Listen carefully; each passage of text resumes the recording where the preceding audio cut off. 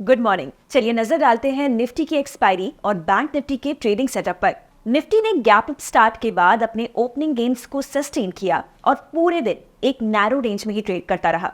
Positive global cues और broad based buying के चलते इंडेक्स ने 24,000 के लेवल को रिकैप्चर किया।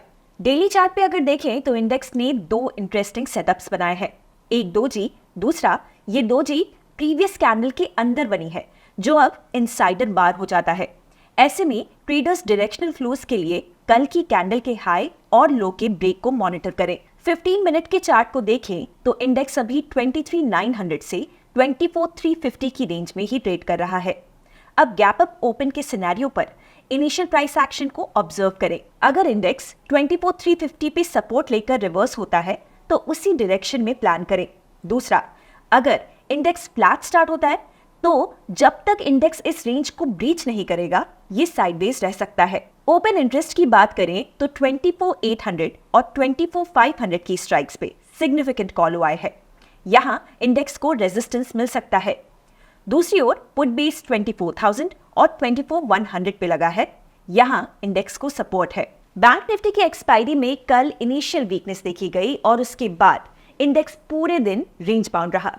इंडसइंड और एयू बैंक को छोड़कर लगभग इंटायर बैंकिंग पैक में बाइंग देखी गई। अब कल एक्सपायरी तो इंडेक्स में हमारी 15 मिनट की हाईलाइटेड रेंज में ही हुई। अब डेली चार्ट पे आगे का ट्रेंड देख लेते हैं।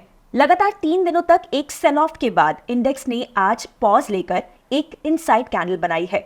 ऐसे में हम यहाँ वेट एंड वॉच की अप्रोच ले रहे हैं। कल ये पुल बैक सस्टेन करता है या फिर नहीं ये देखना इंपॉर्टेंट होगा। पुल बैक के बाद इंडेक्स अपने 50 डीएमए से रिजेक्शन लेता है या वहां से रिकवर होता है, उसे देखकर ही आगे का प्लान बनाया जा सकता है। बैंक निफ्टी के 14 अगस्त की एक्सपायरी के इनिशियल ओपन इंटरेस्ट को देखें तो इंडेक्स में सबसे ज्यादा कॉल और पुट ओआई 50,000 की स्ट्राइक पर है। ये बताता है कि ब्रॉडली इंडेक्स अभी रेंज बाउंड रह सकता है before deciding the next direction. चलिए अब एक नजर डालते हैं उन स्टॉक्स पर जो कि आज ट्रेंड में रह सकते हैं। वेंसडे को लॉन्ग बिल्डअप देखा गया in PI Industries, Coal India, ABB, Balrampur Chini and IEX.